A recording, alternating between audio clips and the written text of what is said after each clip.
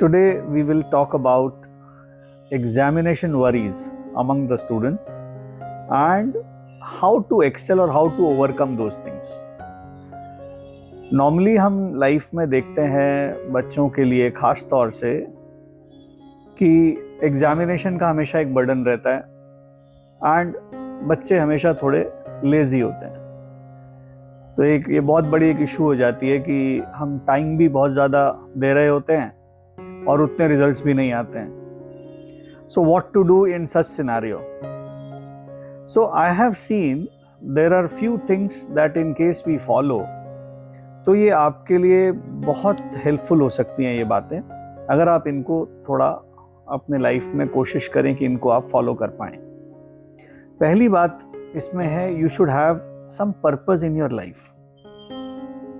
बिना पर्पस के आप सुबह उठने में हमेशा आनाकानी करोगे, लेकिन लाइफ में एक पर्पस है। आपको एक फिल्म भी देखनी है और आपको पता है कि उसका शो 3 बजे है और आपको जाना है, तो एक पर्पस के थ्रू आपको उसको अचीव करने में बिल्कुल प्रॉब्लम नहीं होगी। तो ऐसे ही लाइफ में भी एक पर्पस होना चाहिए। स्टूडेंट्स को ये बहुत अच्छे से समझने की ज़रूरत है, उनको ये बात बताने की भी ज़रूरत है, to have one purpose in life, जिसके लिए आप रोज सुबह उठते हैं और उसको अचीव करने की कोशिश करते हैं। दूसरी इंपॉर्टेंट बात है, यहाँ आप सारे काम को एक साथ करने की कोशिश मत करिए।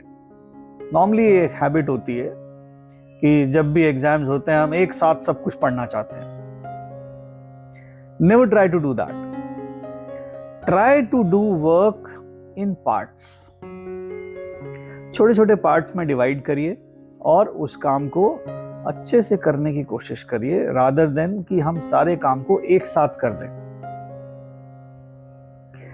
तीसरी इंपॉर्टेंट बात, आप जब खाना खाने की कोशिश करते हैं तो नॉर्मली कईयों की आदत होती है कि हम 100% फूड लें।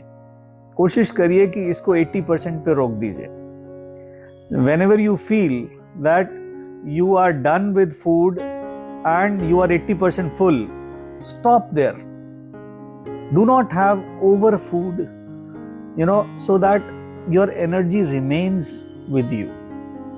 अगर आप 80% पे रुक जाएंगे खाना खाते समय, जब तक आपको जितनी भूख लगी है 80% आपने काम कर लिया, तो आपको एनर्जी हमेशा बनी रहेगी अगर आप थोड़ा सा स्टमक खाली छोड़ेंगे।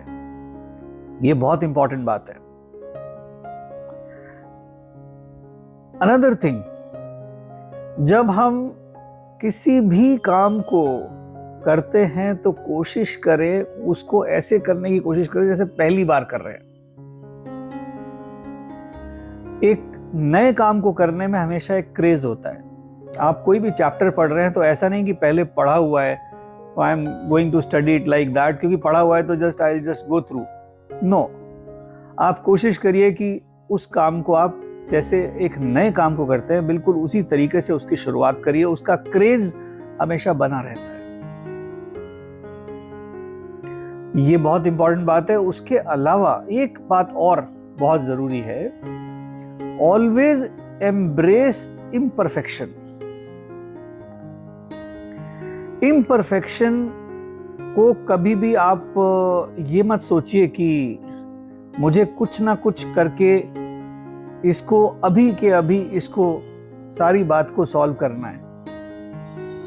इम्परफेक्शन को मानिए, क्योंकि कुछ भी दुनिया में परफेक्ट नहीं होता है एंड हमेशा परफेक्शन को आप हमेशा अपनी लाइफ में नहीं ला सकते।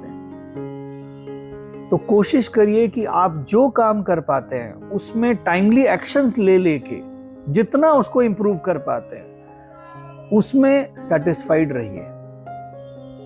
तो अगर आप इन बेसिक बातों के ऊपर अगर थोड़ा सा भी आप ध्यान देंगे तो आपका जो बोर्ड एग्जाम प्रेशर है या कोई भी एग्जाम प्रेशर है वो डेफिनेटली रिलीज हो जाएगा एंड आपकी प्रोडक्टिविटी, एफिशिएंसी एक अलग ही लेवल पर चली जाएगी।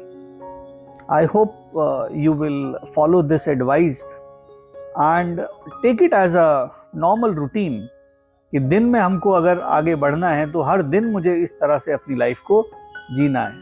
तो अगर आप इस तरह से करेंगे तो डेफिनेटली आपको बहुत अपने अंदर बदलाव महसूस होगा और आप एक बहुत अच्छे रास्ते पर निकल पड़ेंगे।